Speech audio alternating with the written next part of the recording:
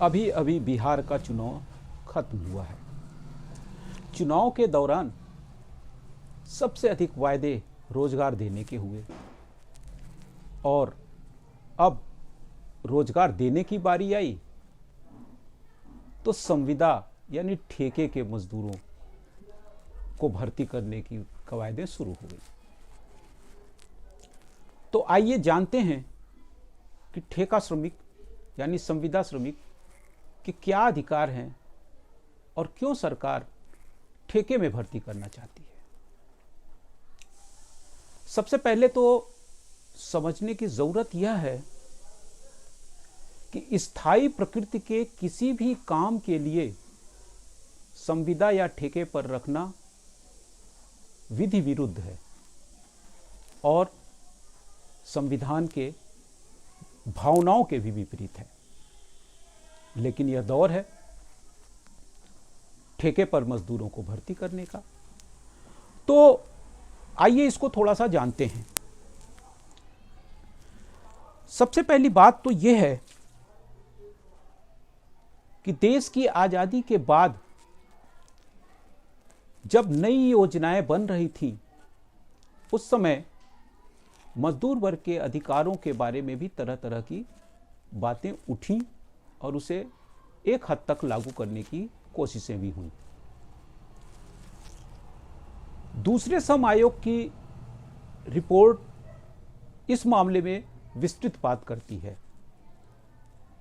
इससे पहले हम ये जानें कि दूसरी पंचवर्षीय योजना जब भारत सरकार बना रही थी उस समय योजना आयोग ने एक त्रिपक्षीय कमेटी गठित की थी जिसमें सरकार, मालिक पक्ष और मजदूरों का पक्ष यानी ट्रेड यूनियनें शामिल थी। उस समय यानी ये बात 1957 की है। उस समय आम राय से जो सिफारिश आई थी उसमें दो बातें मुख्य हैं। पहली बात, जहां कहीं भी संभव हो ठेका मजदूरी समाप्त किया जाए और दूसरी बात, जहां संभव न हो वहां ठेका मजदूर के काम को वेतन अदायगी व अन्य जरूरी सुविधाएं मुहैया कराई जाएं। लेकिन अफसोसजनक बात यह है कि 7 दशक बीत जाने के बावजूद अभी इसमें से कुछ भी लागू नहीं हुआ। काफी संघर्षों के बाद 1970 में ठेका मजदूर संचालन एवं उन्मूलन कानून आया जिसकी नियमावली 1971 में बनी और 1971 से यह कानून लागू है। यह कानून क्या कहता है? इस कानून के विस्तार में न जाकर हम केवल उसकी धारा 25(5) का उल्लेख कर रहे हैं और उसी के अनुरूप सुप्रीम कोर्ट ने कई सारे अपने फैसलों में इस बात को मजबूती से रखा कि समान काम के लिए समान वेतन, अवकाश, ओवर टाइम व अन्य सुविधाएं सबको समान मिलेंगी। लेकिन हुआ क्या? इसके विपरीत कहीं पर भी ठेका मजदूर रखने का मतलब ही यह है कि फोकट में मामूली दिहाड़ी पर कुछ काम करा लिया जाए।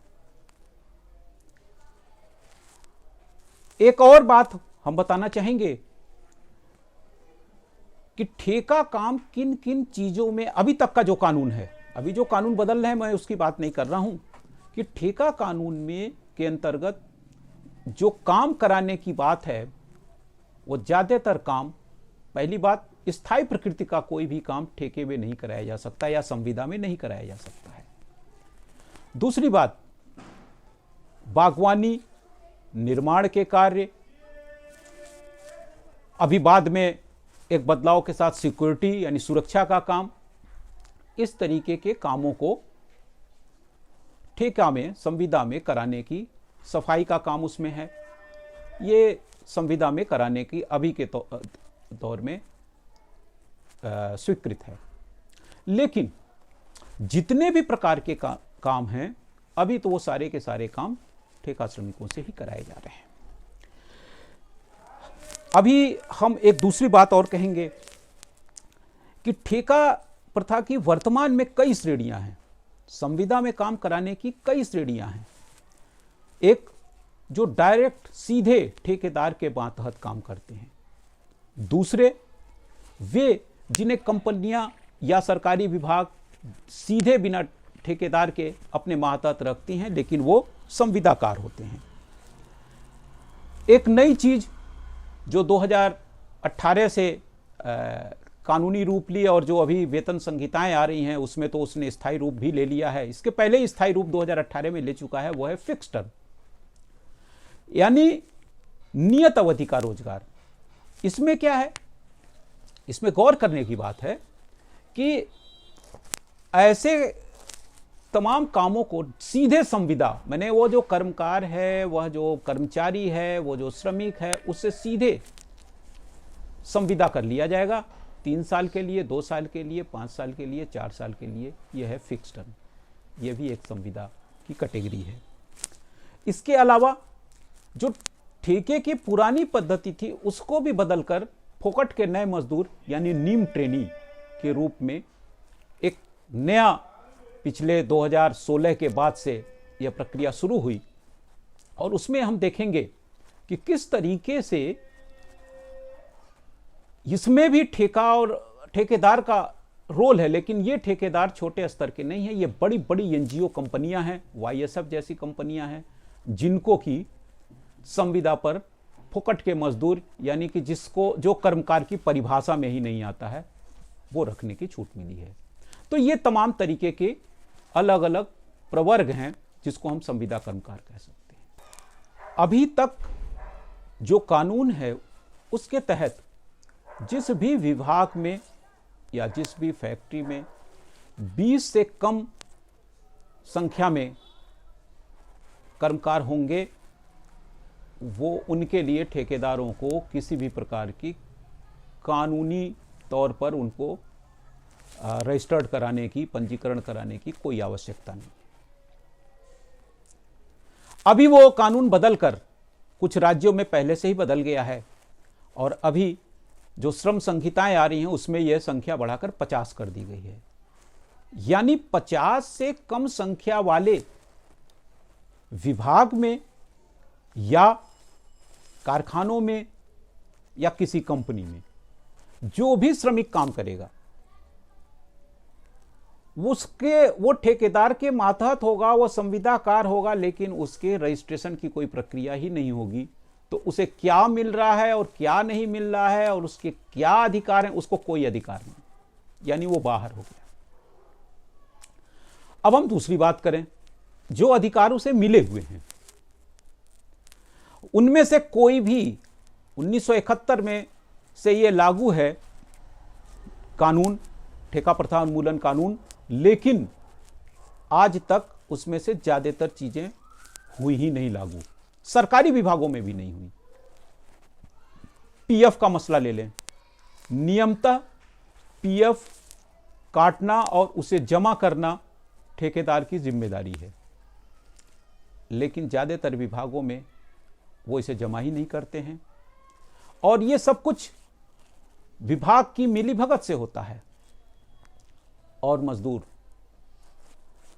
तड़प कर रह जाता, उसे नहीं मिलता है। इक्का दुक्का जहां पर ये मांगे उठ जाती हैं तो ज्यादा से ज्यादा होता है कि उस संविदाकार को ब्लॉक कर दिया जाता है, यानी मजदूर का तो मिला नहीं, ब्लॉक हो गया वो।